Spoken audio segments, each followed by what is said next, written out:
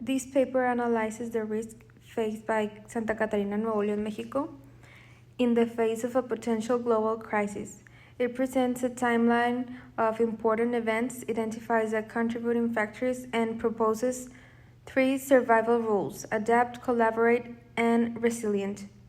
A mandala is used to visualize the ecological, economic, infrastructure, and cultural conditions at different levels. This approach proposes sustainable solutions in key areas: culture, perspective, traditions, and promote environmental education; governance, create environmental laws, and appointment community leaders; infrastructure, improve services and renewable energy; economy, promote bartering, sustainable markets, and local products; ecology, conserve the environment through reforestation and natural habitats; and resources, optimize the use of local resources and eco-friendly technologies. So we have 3 rules. Number 1, each sector specializes in its own activity. Number 2, nature is priority, so those who do not respect it will be executed. And number 3, reproduction is regulated and mandatory. Some key events. Number 1, the detonation of bombs. Number 2, abandonment of cities. Number 3, the barren land. 4, geometrical energy. And number 5, education. In Santa Catarina, 2,000 tons of trash are produced every day. Over 2,500 waste pickers work in hard conditions to recycle materials. Large amount of trash like plastic, clothes, and appliances have been dumped in the Victoria River, causing environmental and health problems. Recent rains made the situation worse, bringing more trash into the river and increasing the risk of floods and water pollution. On these pictures, you can see like the image or the picture we think it's gonna be on 2350, and you can see on the left side the actual Santa Catarina.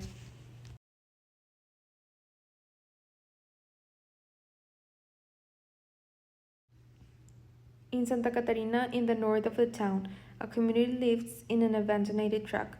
They use these trucks container as shelters similar to food trucks or mobile homes. Each family has one container and adapted to their needs. At first, they can close them, but later they make small holes for ventilation. They eat plants, insects, and some cattle if they find it. They cook using fire and metal pieces as pots.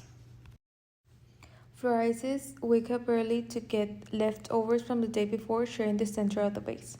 The food is mostly insects and plants, with meat being rare and very important. With no water for cleaning, the community waits for explorers to find new source and take their paddle shift with an experienced adult. They found no danger resources except for a rat that will help feed the children.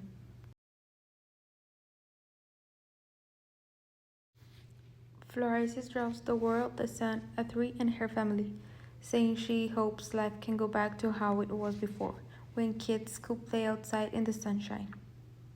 They draw their parents and younger brother, silently wishing for a better life for Florises.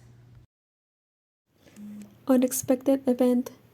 Usually there's a specific market date in the month where there will be trades and exchanges with other municipalities. However, this day will have been moved forward on an early date. Location: a truck loading base. People live inside the trucks as containers. There's an upper class society that lives underground while an inferior one lives on the surface. It takes place on a day where the sun's resources are running out and the protagonist needs to gather more. The kids spend their time drawing on the floors and walls using pieces of plaster from crumbled buildings. Objects from the area. Many mountains with great potential. Farms of small sheep and cows obtained from other municipalities.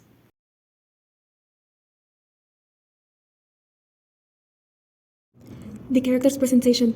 This futuristic character lives on the year 2350 in Santa Catarina, Nuevo León, a reborn city after a series of misfortune, disasters, and conflict. The community where he lives is dictated by some strict rules to ensure the survivance and the harmony between man and nature. An urban explorer trapped in the shadows was walking around ruins and abandoned slums, and he will pick up artifacts. In the future, the clothing will be elaborated from recycled materials, but Kale's attire was a mix of clothing accessories from past times. He grew up under the influence of his father, who, even though he worked closely with the government, saw its deficiencies.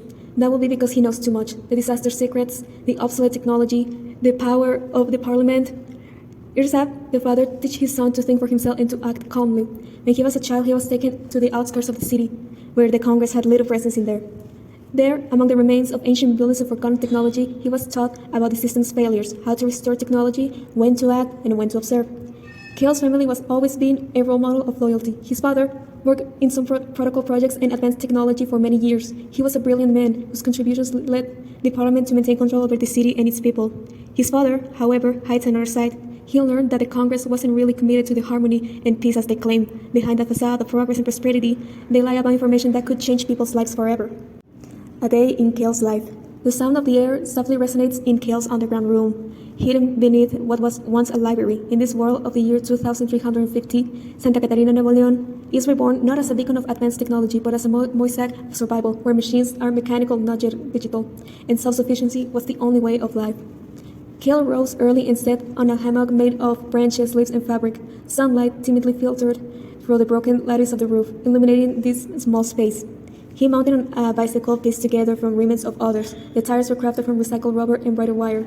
Patched and welded along the pedals and frames, it moved noisily, but it allowed him to navigate the city's ruins without expending too much energy. Kale arrives at the old marketplace, which time had turned into a maze of ruins. These kiosks, now destroyed, were still full of surprises for those who knew where to look. He stopped by a shopping cart and began to sort. Among layers of dust and cobwebs, he found an old coat, thick enough to use on cold nights. He rolled it up and took it onto his backpack. He also discovered an empty toolbox. While it didn't contain anything useful at the moment, it will make an excellent container for future findings. His next destination was an old auto repair shop, a place he frequently for its abounds of useful parts. He stepped into an area illuminated by light filtering through a collapsed roof. On the way back, he climbed a step slope covered in vegetation. The bicycle made a sound with every pedal stroke, but Kale was used to the effort. As he advanced, the landscapes transitioned from ruins to flourishing forests, reclaiming the city's outskirts. When he reached his shelter, a basement reinforced with wool and metal, he unloaded his finds and began to catalog them. The jacket will be cleaned and refurbished, the gear and body stay for future projects. At sunset, Kale sat down to eat. His diet consisted in soup made from tree roots and rainwater, complemented by dry grains he had found. Character: Kale, a 19-year-old male. Kale's attire is crafted from recycled materials, a shirt, sweatshirt, and pants made of repurposed cotton or wool, with rubber and leather providing durable material for his shoe soles and sneakers. His clothing is practical and understated, designed to not attract attention. As accessories, he carries a backpack made of carved wood with fabric straps, the same fabric he uses to cover the lower half of his face. He wears gloves and fabric sleeves, a necklace bearing a nature-inspired symbol fashioned from stems and leaves, and a pair of vintage goggles salvaged by a bygone era. Backpack. The backpack is an essential item in the character's daily life. As an explorer, Kale constantly moves from place to place, occasionally discovering various objects. This makes it necessary for him to have something that allows him to carry his belongings while also storing new items that he finds along the way. The backpack is carved from wood and is in a small size, allowing the character to move comfortably and stay light. It features fabric straps that enable him to carry it on his shoulders if he prefers. The spoon. The object was conceptualized by using pine wood. Unlike the render, some changes were made to its shape and color. The real-life model was simplified to make it look like if the character had carved it with his own hands in an ordinary life. The object is a spoon and is part of the character's daily life, a hand-carved spoon made from pine wood. The process of creating this spoon began with the idea of giving the character an item they could use every day, something very ordinary. From there, the concept evolved by exploring the choice of materials. Dreamcatcher. The tree-designed Dreamcatcher is a deeply symbolic object from the 19-year-old living in a post-apocalyptic world in the year 2350, following the global collapse in an environment where nature has begun to disappear and resources have become sacred. This Dreamcatcher represents his connection to what was once the world full of life and trees. Kale, raised in a society that values natural resource use and self-sufficiency, sees the tree as a symbol of everything that has been lost: fertile land, forest, and a life in harmony.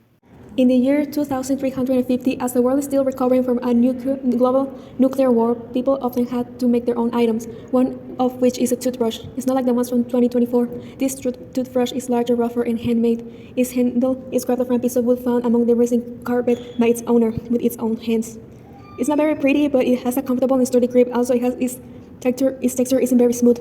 The bristles are attached to a small plastic plate, which also comes from salvaged materials. It doesn't last long, maybe just a month, because of the wood wears out quickly. After that, a new one has to be made. Toothpaste is different too. It's made from dried plants, ground nuts, and sometimes even insects slime, like the ones from snails or crickets. Because it's sticky, it helps with cleaning. It doesn't taste too bad, but it's not too pleasant as the toothpaste from the past.